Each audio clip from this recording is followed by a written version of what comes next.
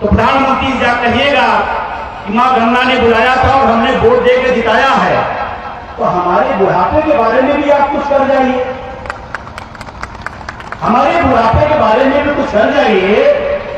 हम आपके दुश्मन नहीं हैं, हम तो सरकार के आंख नाक कान हैं, और कान और आंख में तकलीफ हो तो कोई शरीर ठीक नहीं लेती है, और अगर आप ठीक कर देंगे तो हम भी ठीक करेंगे, नहीं तो हम उल्टा करना भी जानते। इसलिए मैं माननीय प्रधानमंत्री की पहली बार इसलिए आसमान से याद कर रहा हूं, उन्होंने बड़े बड़े फैसले लिए, बड़े बड़े सब काम किए। मैं बहुत विनम्रता से कहना चाहता हूं, एक फैसला नौजवानों के पक्ष में करिए, पुरानी पेंशन बहाल करें।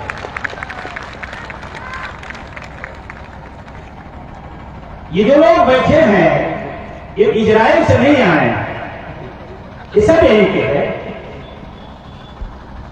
सब यहीं से है। अब तो सरकार इजराइल भेज रही है। मुझे कल खबर पढ़ने को मिला कि केंद्र सरकार इजराइल में रोजगार मिल रहा तो यहां के बेरोजगारों को इजराइल भेज रहा। शायद मेरे जैसे समझदार लोगों के लिए इससे ज्यादा बेइज्जती और कुछ हो नहीं सकती। नहीं, यहां के बेरोजगारों को इजराइल किस बात के लिए मिल रहे हैं? रोजगार वहां मिल रहा है। आप कल्पना करो, आप अपने बच्चे को पढ़ा ना पाओ, पड़ोसी के यहां जा कह दो फीसें भरेंगे, आपकी लानत है आपकी मर्दांगनी पर कि आपका बच्चा पड़ोसी पढ़ाए। इस शर्म की बात है। इसीलिए मैं चाहता हूं आने वाले समय में इनको सेवानिवृत्ति के बाद कहीं किसी इजराइल ना जाना पड़े। नहीं कोई सरकार कोई देश कहे कि भाई हम वृद्धा पेंशन देंगे तो कहीं इनको टांग ले जाओ। तो ये पता लगा सब यूरोप एक और पता नहीं कहां कहां घूमे। तो मेरा निवेदन है माननीय प्रधानमंत्री से कि आप पुरानी पेंशन पे डिसीजन ले लीजिए। मैं खुली बात खुले चैलेंज कर रहा हूं, आप डिसीजन लीजिए, पुरानी पेंशन बहाल करिए। हम भी आपके हैं, हम भी आपके साथ हैं। देखिए साथ तो सन्नाटा आ गया, इसका मतलब पब्लिक सब जानती है। जैसे साथ बोला सन्नाटा आ गया। चलिए फिर भी अपनी बात पर मैं आता हूं। मंच पर तमाम बड़े बड़े यूनियनों के, ट्रेड यूनियनों के तमाम सम्मानित और एक लंबा संघर्ष के अनुभव रखने वाले लोग बैठे हैं। हम मंच के सभी साथियों का बहुत बहुत आभार और धन्यवाद देता हूं। मैं सौभाग्यशाली हूं कि आज एक किताब मुझे मिली जिसकी मुझे खोज थी और वो खोज बनारस में पूरी हो गई। बीके सिंह जी का मैं बहुत शुक्रिया अदा करता हूं। ढूंढ रहा था किताब कब मिल जाए, अब बहुत अच्छा लगे। मैं आपको विश्वास दिलाता हूं इस किताब की बदौलत इस आंदोलन को मैं 10 गुना और ले जाऊंगा आगे। तो मैं ढूंढ रहा था भारत में ट्रेड यूनियन आंदोलन के 100 वर्ष, मैं 4 हाथ कुछ सीधे और मिले और आज आपने पूरा कर दिया। मैं बहुत शुक्रिया अदा करता हूं। एक और साथी ने हमारे बहुत पुराने साथी हैं कुंवरजीत इलाहाबादी, उन्होंने इसको तो देख कर समझ ही गए होंगे, नहीं समझ पाए। जिसने आपको सब दिया और आप उसको ताली भी नहीं दे सकते, जिसने सब कुछ दिया, यही वो पेटिका है जिसके दम पर हम यहां खड़े होकर बोल रहे हैं और आप वहां बैठ के सुन रहे हैं। इसी पोथी की वजह से वो भी आज मिला। और कई बार सोचता था कि लेके जाऊंगा, लेकिन आज मिल गई और मैं इसको पलटा, क्योंकि टीचर हो तो कुछ न तो पढ़ाई दूंगा। अनुच्छेद 21 पे साफ साफ लिखा है, अनुच्छेद 21 पर साफ साफ लिखा है किसी व्यक्ति को उसके प्राण दैहिक स्वतंत्रता विधि द्वारा स्थापित प्रक्रिया से वंचित किया जा सकता है, अन्यथा नहीं। ये धारा 21 में हमारी पेंशन की बात वो शिल्पकार लिख के गया था, हमने माना भी नहीं था, हमने माना भी नहीं था। इस संविधान में लिखा है हमारी बात 300A में जाइएगा, उसमें पेंशन का डिफाइन किया गया है कि पेंशन कोई कानूनी अधिकार नहीं है बल्कि मौलिक अधिकार के अंतर्गत ये हमारे लिए आया। और कहा गया सरकारें नहीं जाता लेकिन दुर्भाग्य देखिए इसमें जो कहा गया उसको हटा दिया गया। और आपको एक जानकारी हो बताऊं, इस संविधान में नेताओं की पेंशन कहीं नहीं है। हमने पूरा पढ़ा है कि एक आध लाइन तो, आधा शब्द तो, एक आध शब्द तो आ जाता, एक लाइन नहीं लिखा है कि नेताओं की पेंशन मिले। और किसको मिल रही है? अब बोल नहीं रहे, क्या मामला? खाना नहीं खा गया है क्या? देखिए, ये राजनेताओं का मंच नहीं है कि मन की बात कहते जाओ, सुनो किसी की ना। मैं चाहता हूं आप अपनी तरफ से भी आवाज लगाया करिए। किसको मिल रही है? नेताओं को। लेकिन आज मुझे बहुत खुशी हो रही है, एक पूर्व सांसद जी आए, उनका अभिनंदन है, स्वागत है। इस आंदोलन की ताकत मैं देख रहा हूं। जब मैं शुरू में नेताओं पे सवाल उठाता था तो नेता हमसे लड़ता था, आज नेता कह रहा है नेता को पेंशन क्यों मिल रही है। ये कितनी बड़ी जीत है, कितनी बड़ी जीत है कि जो पा रहा है इस जन आंदोलन के आगे तो कह रहा है गलत है। आज कहते गए कह गए आदरणीय पूर्व सांसद राजेश मिश्रा जी ने कि नेताओं की पेंशन क्यों, ये जानते हैं क्यों है? ये आपकी जो जन ताकत है, इसी की ताकत की बदौलत उनको बोलना पड़ा जो बोलना नहीं चाहते हैं, जो बोलना नहीं चाहते हैं, ये उसकी बदौलत बोल रहे हैं। आज एक और बड़ा कमाल की चीज है, ट्रेड यूनियन का पहला जो इतिहास हमारे उसमें आ गए ना, ट्रेड यूनियन लाला लाजपत राय जी ने जब पहली बार इस भारत के अंदर ट्रेड यूनियनों का शुरुआत करते हैं, उनका जन्मदिन है 29 जनवरी, यानी कि ट्रेड यूनियन के इतिहास का ये बहुत शानदार दिन है जब हम आप बैठे हुए। मैं उन्हें नमन करता हूं, प्रणाम करता हूं।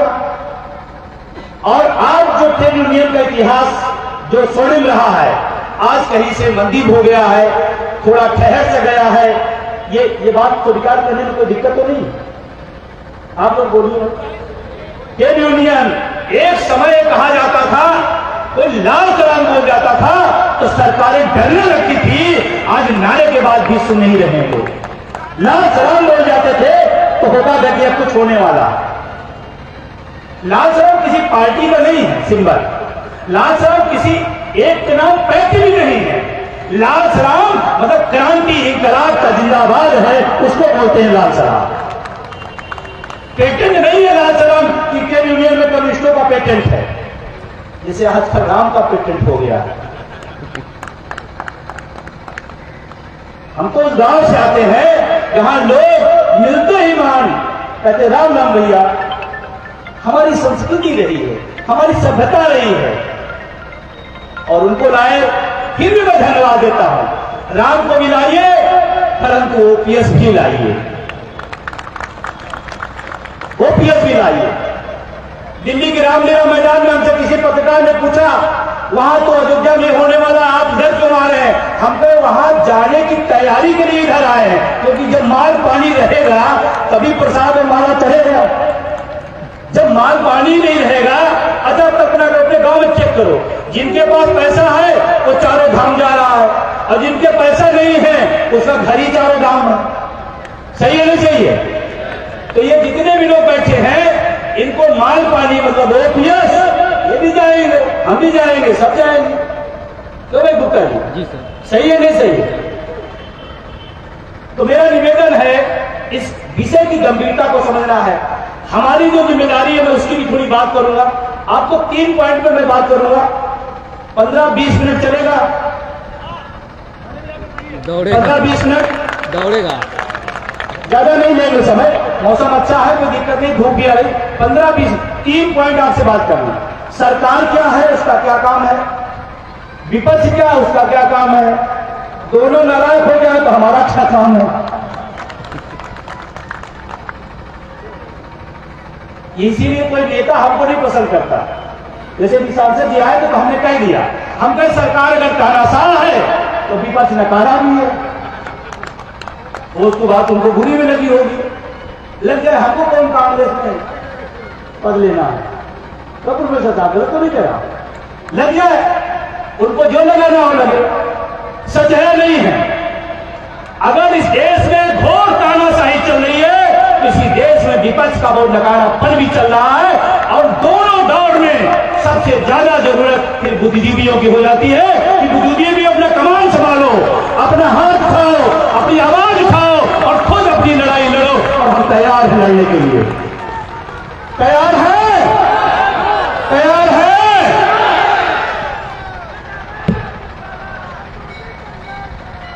हमारे साथ है,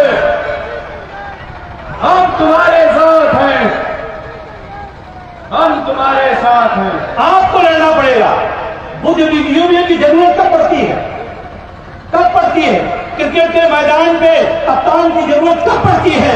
कब पड़ती है? जब उसका खिलाड़ी एक के बाद एक आउट हो तो कप्तान को रणनीति बनानी पड़ती है। खिलाड़ी अगर पीट रहा है, शतक मार रहा है, तो कप्तान की जरूरत नहीं है। अगर लोकतंत्र में सत्ता और विपक्ष अपना काम करे तो बुद्धिजीवियों का कोई काम नहीं बचता, और दोनों काम करना बंद कर दें तो हमारी जरूरत सबसे ज्यादा इस देश को है।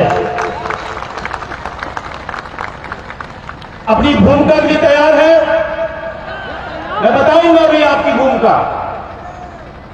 और अभी सांसद जी ने कहा था कि आप मांगो नहीं, छीनो, और हम सब ने कई बार छीना है। एक राज्य में था पेंशन, पश्चिम बंगाल में, 5 राज्यों में हमने छीनी है। ये हमारी ताकत है।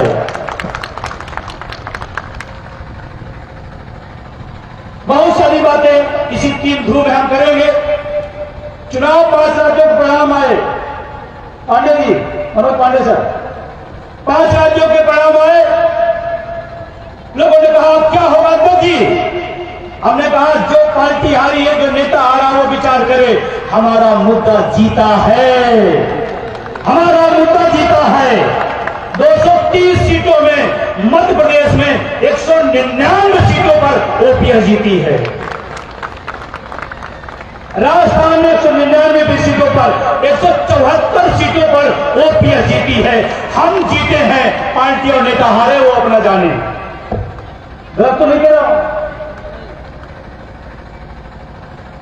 आप हार नहीं रहो, ये दिमाग सटा देना। कुछ लोग आज कहेंगे अरे अब कुछ नहीं हो सकता, तो जब ये कहेंगे कुछ नहीं हो सकता तो उनसे पूछना, इसी देश में भगत सिंह पैदा हुए थे, इसी देश में चंद्रशेखर पैदा हुए, जो नहीं हो सकता था वो हुआ या नहीं हुआ? हुआ या नहीं हुआ? हुआ। आगे कितने लोगों को विश्वास नहीं होगा? बस हो गया। अगर विश्वास हो गया तो फिर हो गया। ये विजय बंधु भी जब 4 लोगों के साथ इस आंदोलन को लेकर 2013 में मैं निकला था, तो हमने विश्वास था, इसीलिए आगे बढ़े। और चलते चलते चलते चलते इतनी बड़ी जमात आई, और 1 अक्टूबर भारत ने पूरी दुनिया के इतिहास का आपने वो पन्ना दर्ज किया, फिर यूनियन के इतिहास का। लोग कहते सरकार दबाव नहीं होगी, मैं मानता हूं तमाम मुद्दों पर सरकार दबाव नहीं होगी, लेकिन मेरे मुद्दे पर सरकार दबाव है, ये बात मैं तर्क के साथ होशो हवास में कह रहा हूं। अगर दबाव न होते तो कमेटी न बनती, दबाव न होते तो संशोधन की रोज बात नहीं होती।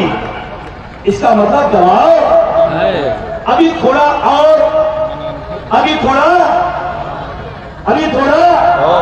डॉक्टर कमल श्री साहब, एक डॉक्टर कमल श्री की जोरदार तालियां, बहुत शानदार तालियां, जम के वाली, चुटुर वाली नहीं, चुटुर नहीं, जम के वाली। एक शानदार साथी है जिन्होंने पूरी चीजों को अच्छे से मैनेज करते हुए एक शानदार कार्यक्रम कराया। इनकी पूरी टीम को, चाहे सुशील जी हो, आप हो, हमारे पांडे जी हो, सबको हम पूरी टीम को धन्यवाद देता हूं, बधाई देता हूं। आपको तो कुर्सी मिल गई, मंच मिल गया, माइक मिल गया, लेकिन मैं बताऊंगा आपको, जो आयोजक होता है वो हफ्तों से परेशान रहता है, हफ्तों से। हमारे डीएलडब्ल्यू के तमाम सारे नेता, कर्मचारी नेता है, हफ्तों से परेशान रहते हैं, तो आप कोई व्यवस्था दे पाते हैं। उस पूरे आयोजन मंडल को मैं शुक्रिया देता हूं, धन्यवाद देता हूं। जो भी जहां जैसे जिस लेवल में अपना काम किया, उसको शुक्रिया।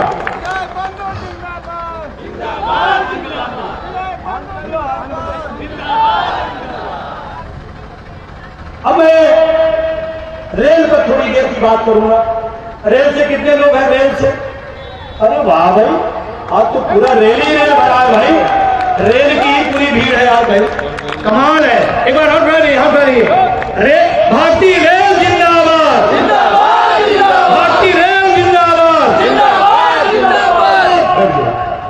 और आज को पता होना चाहिए, ये कहा गया एनपीएस निजीकरण, भारत छोड़ो, जन संवाद, ये कोई रैली नहीं है। अरे रैली होती तो दिल्ली से ज्यादा यहां भर देते हो, ये तो जन संवाद है। ये तो अभी शुरुआत करना था बनारस से कि जन संवाद करना है। जन संवाद में अगर सैलाब है तो जब रैली होगी तो क्या होगा। ये जन संवाद की शुरुआत है। आज पहले यहां जन संवाद का मतलब समझिए, हमें अपने इस आंदोलन को शिक्षकों कर्मचारियों के बाहर विस्तारीकरण करना है, हमें और तमाम समूहों को भी जोड़ना है। जैसे आज स्टूडेंट फेडरेशन से, स्टूडेंट यूनियन से हमारे इलाहाबाद से हमारे साथी आए, प्रोफेसर साहब आए, तमाम ट्रेड यूनियन के लोग के अलावा भी मजदूर, किसान, छात्र सारे लोग आए। ये आज शुरुआत की जा रही है, अब आपको जाना है, कुछ काम बताऊंगा।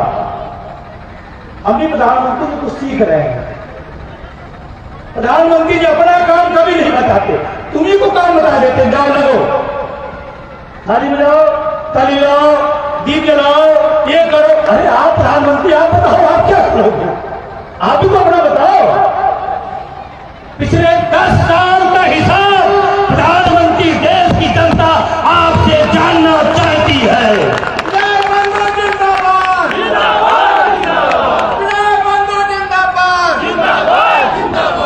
आप हमसे जो कराना चाहे हमने सब किया, लेकिन 10 साल का हिसाब भी आपको देना पड़ेगा। कितने लोग सहमत हैं?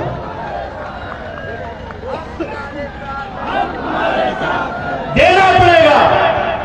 अगर आज आप 24 में नारा लगा रहे हैं मोदी की गारंटी, तो 2014 में 2 करोड़ की गारंटी किसकी थी?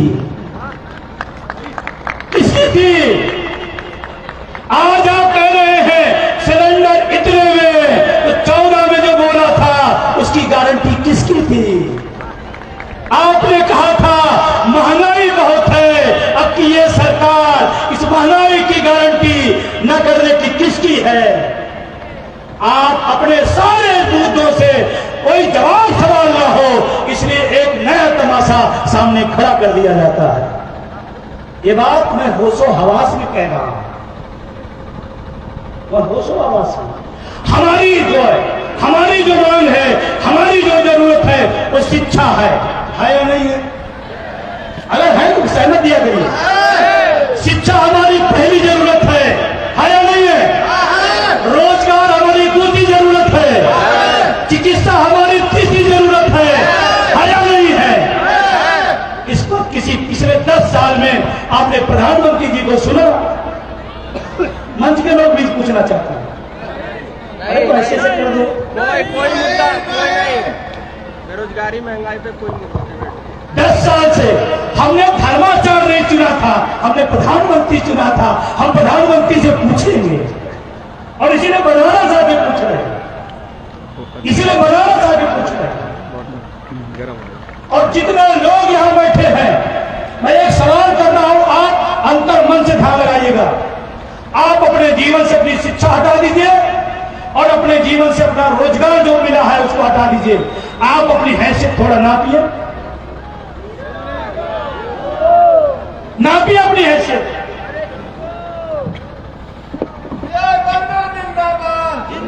आप भ्रम में न रहिए, आप भ्रम में न रहिए, आप दोनों को हटा दीजिए। आप जीरो हो गई है, और मैं पूरी जिम्मेदारी से कह रहा हूं, ये वर्तमान सरकार इसी दोनों की विरोधी है। दोनों खत्म कर रही है, दोनों खत्म कर रही है। आप कहोगे नहीं प्रधानमंत्री से सवाल ना पूछा जाए, क्यों भाई? हम प्रधान से सवाल पूछते हैं तो प्रधानमंत्री से क्यों नहीं पूछेंगे? अगर प्रधान को चुनते हैं, उससे सवाल पूछते हैं, तो प्रधानमंत्री से क्यों सवाल नहीं पूछेंगे? पूछना चाहिए। रेलवे में 9 लाख से ज्यादा पद खाली पड़े है या नहीं?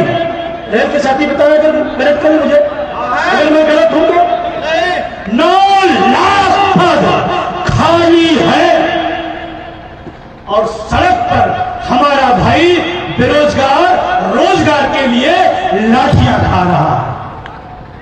धीरे से देखिएगा।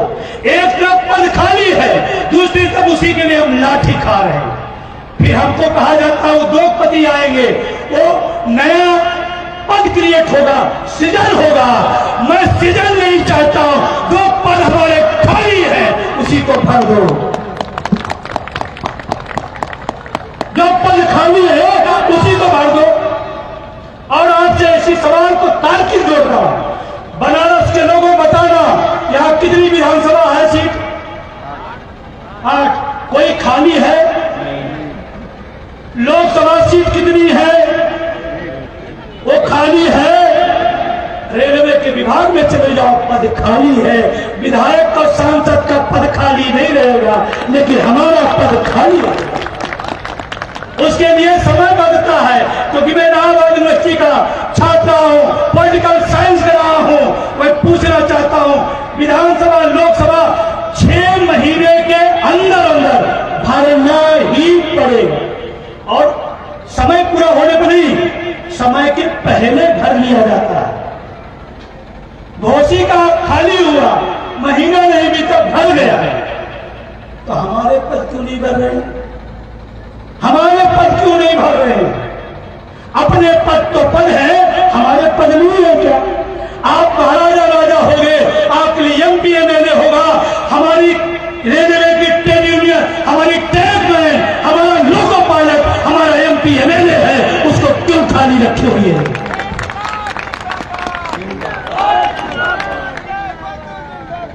जिंदाबाद जिंदाबाद। हम मोदी के खिलाफ नहीं हैं, हम भाजपा के खिलाफ नहीं है। इस बात को आप समझिए। मैं मंच पर कह रहा हूं, मैं मोदी के खिलाफ नहीं हूं, मैं भाजपा के खिलाफ नहीं हूं, लेकिन भाजपा और मोदी हमारे मुद्दे के खिलाफ है या नहीं?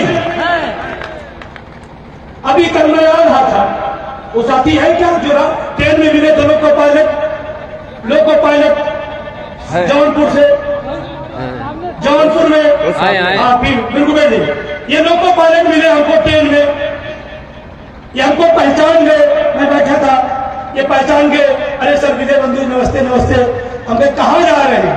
अरे सर क्या मजाक कर रहे हैं, कल आप उपस्थित है वहीं सभा में जा रहे हैं।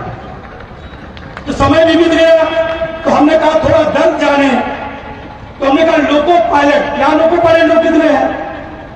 अरे वाह भाई, बहुत बड़ी संख्या है। लोको पायलट है, इनकी ड्यूटी 12 घंटा 18 घंटा होगी। एक्स्ट्रा टाइम जो मिलता था वो बंद हो गया। अगर सिग्नल से थोड़ी दूर भी चीप गाड़ी चली गई तो नौकरी खत्म हो जाएगी। ये बात मुझे कल पता चली, मुझे नहीं पता था। अगर रुपया गिरता है, ये जिम्मेदारी प्रधानमंत्री की है। हमारा सिग्नल से आगे चला जाता है, हमारी नौकरी चली जाती है, तो रुपया गिरता है। तो आपकी क्यों नहीं जा रही? आप क्यों नहीं जा रहे?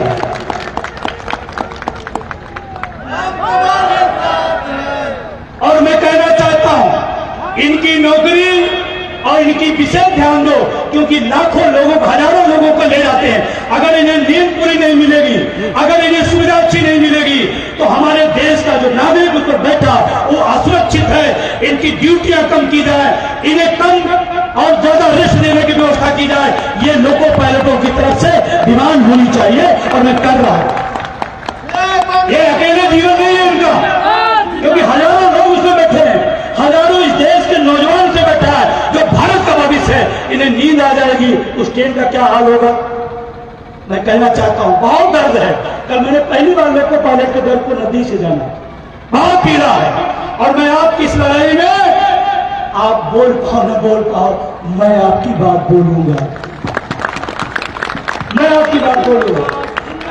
जिंदाबाद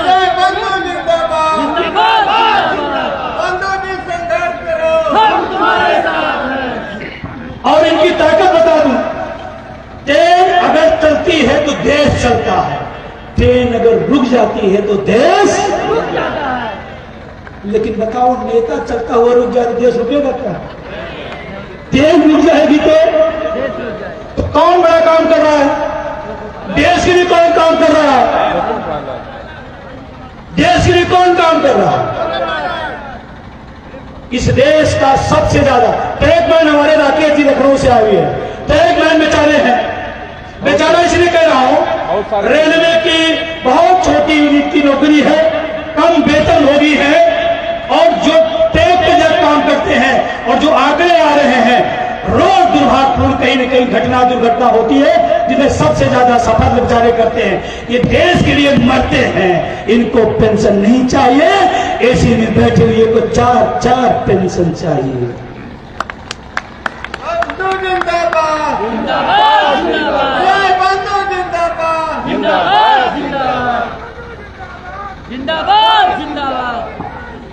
एक नई लाइन आपको देकर जा रहा हूं, एक नई लाइन देके, अभी इतने सालों में देश में दल जीते हैं, लेकिन देश हारा है कि दल लोग अपनी दलदल जिता रहे हैं, देश को हरा दे रहे हैं। हारा नहीं हारा, बताओ मैं कैसे हारा? दल जीत रहे हैं, देश हार रहा। हमारी बात को ध्यान सुनिए, दल जीत रहे हैं, देश जानते क्यों कह रहा हूं बात? क्योंकि यही वो जगह है जहां की घटना सुन के संसार हो जाता है आदमी। वो बीएचयू की घटना है, पीड़ा देती है।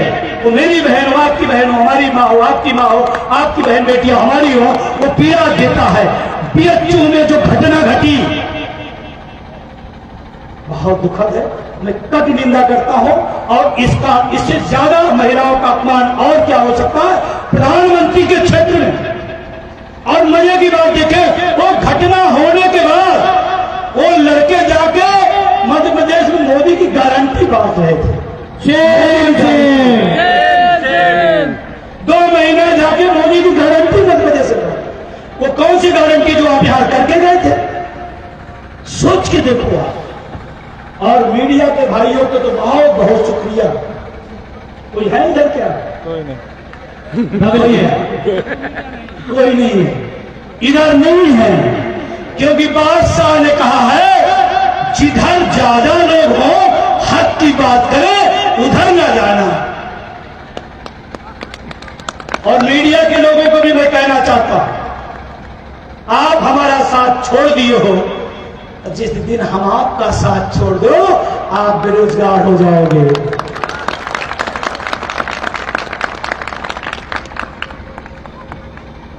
हो जाए नहीं हो जाए? पेपर कौन पढ़ता है? सबसे ज्यादा पेपर कर्मचारियों के हाथ है, सबसे ज्यादा वही पढ़ता है, सबसे ज्यादा टीवी वही देखता है, सबसे ज्यादा वही खरीदता है। आप सोचो, अगर आप हमारे मुद्दे को अपने में जगह नहीं दोगे तो हम भी आपको अपने घर में जगह देने वाले। ये बात थोड़ी अटपटी लगेगी कि यार विजय बंधु टैग से उतर गए, टैगमैन की बात करते करते। मैं उतरा नहीं हूं, मैं सच कह रहा हूं। अखिलेश पांडे जी, मैं सच कह रहा हूं।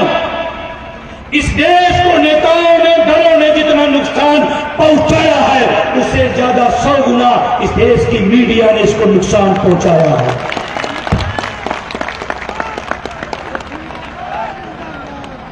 जो लोग आए हैं उनकी बात नहीं कर रहा हूं, उनका तो स्वागत है। सोचो, इतने पेपर में इतनी चीजें छपती हैं, कभी कभी तो बेवजह छपती है। मैं उसको देखता हूं तो मुझे लगता है ये पेपर का विषय है, और जो विषय पेपर का था वो छपा ही नहीं। ध्यान रखना, जिस दिन हम साथ छोड़ेंगे तो आपका बास भी साथ नहीं देगा। तो मीडिया के साथियों से मैं कहना चाहता हूं, न पक्ष न विपक्ष, जो सही है उसे दिखाओ निष्पक्ष, जो सही है उसे दिखाओ निष्पक्ष। मैं गलत हूं क्या? नहीं। अगर आज इस कैंपस में इतने सारे रेल के लोग, इतने सारे कर्मचारी आए हैं, तो बनारस के फ्रंट पे पहले छपना चाहिए कि ये लोग आज मांग करने आए थे प्रधानमंत्री के क्षेत्र में। लेकिन मैं बड़े विनम्रता पूर्वक कहना चाहता हूं, जिनको हम टीवी चैनल समझते हैं वो दुकान हो गई है, जिनको पत्रकार समझते हैं वो किसी बास का कर्मचारी हो गया है, उनको पत्रकार मानो। आप खुद पत्रकारिता शुरू करो, खुद शुरू करो। आपको याद है जब अंग्रेजों के समय आजादी के दीवाने लड़ाई लड़ना शुरू किए तो अंग्रेजों ने सारे पेपरों पर बैन लगा दिया कि क्रांतिकारियों की कोई खबर नहीं छपेगी, बैन हो गया। तो क्रांतिकारियों ने कहा अपना पेपर निकालेंगे, निकाला, छपा, बटा और उनका पेपर कम हो गया, फिर वो छापने लगे। बात समझ में आ रही? तो आप भी 5 लाइन, आप अगर मुद्दे को बढ़ाना चाहते हैं रोज 5 लाइन अपने मुद्दे के लिए लिखिए। सभी लोग या हजारों लोग हैं, 5-5 लाइन लिखेंगे, पूरे हिंदुस्तान में सोशल मीडिया पर आपका ही मुद्दा दिखाई पड़ेगा, लेकिन लिखना पड़ेगा। लिख सकते हैं? आप जाइएगा, शुरू करिएगा। आज आए हाँ, क्या देखा, कैसे देखा, सब लोग इसको लिखिएगा। लिख सकते हैं? अरे भैया पढ़े लिखे हैं ना, हमारी सभा में कोई अनपढ़ नहीं होता, ये मेरे सौभाग्य है। प्रधानमंत्री मुख्यमंत्री के सदन में पढ़ा लिखा भी होता है और हमारी सदन में है नहीं है, तो लिख सकते हैं, लिखिएगा। जैसे पहले हम लोग निबंध लिखते थे, यात्रा वृत्तांत लिखते थे, आज सारे लोग लिखिएगा इस कार्यक्रम का वृत्तांत लिखिएगा और घुमाइएगा। आपकी मौसी, मामा, चाचा, दादा, ताऊ, रिश्तेदार, मित्र, कोई ऐसा ना हो जिसके पास आज का यात्रा वृत्तांत ना पहुंचे। ये बात मैं यूं ही नहीं कर रहा हूं, आने वाले समय में ये संकट बढ़ने जा रहा है, इसलिए मैं बात कर रहा हूं। ये संकट बढ़ने वाला है। अभी संशोधन की बात चल रही है, कितने लोगों को संशोधन चाहिए? ये चाय पीने वाले नहीं चाहिए, जो चाय पी रहे संशोधन चाहिए, वहां से भी कहना नहीं चाहिए। संशोधन या हूबहू या संशोधन? हाथ ऊपर कर बताइए। ओपीएस क्या चाहिए? ओपीएस इतनी धीरे से क्या चाहिए? ओपीएस क्या चाहिए? ओपीएस क्या चाहिए? ओपीएस ये बोलना, ऐसे बोलना, ताकत के साथ बोलना। हमें संशोधन नहीं चाहिए। और अभी संशोधन 1 फरवरी को आने जा रहा है। 1 फरवरी के बजट में एनपीएस में खूबसूरत शानदार बनारस की साड़ी लिपटने जा रही है। ये एक धोखा है, संशोधन नहीं चाहिए, होने जा रहा है। और होने के बाद क्या कहा जाएगा आप बता दे रहा हूं, 4 दिन बाद, आज 28 है ना, 4 दिन बाद आ जाए। संशोधन नहीं चाहिए, नहीं करें, हमें चाहिए हूबहू पुरानी पेंशन। ठीक है ना, बात समझ आ रहा? अभी संशोधन करने के बाद क्या होगा? अभी संशोधन होने के बाद क्या होगा? बड़े बड़े सेलिब्रिटी, मैं आगाह कर रहा हूं आपको, पता नहीं मेरी भी आजकल सीधे ऊपर से वाले से बात हो रही है। सीधे बात होती है। तो उन्होंने कहा कि विजय बंधु सचेत हो जाओ, आपका आंदोलन खत्म होने वाला है। हम क्या बताओ प्रभु, कहा संशोधन को मैं भी बयान देने आऊंगा कि बहुत अच्छी है, लेकिन अपने लोगों को धीरे से समझा देना, इसको मानेंगे नहीं। पुरानी पेंशन चाहिए, ठीक है। फिर कौन आएंगे? फिर कौन आएंगे? इस देश के क्रिकेट के भगवान सचिन तेंदुलकर पहले मानता था, अब तो मैं नहीं मानता। क्यों? एक भारत रत्न, हमारा भारत रत्न किसी चीज का विज्ञापन करता है, इससे ज्यादा दुखद क्या हो सकता है?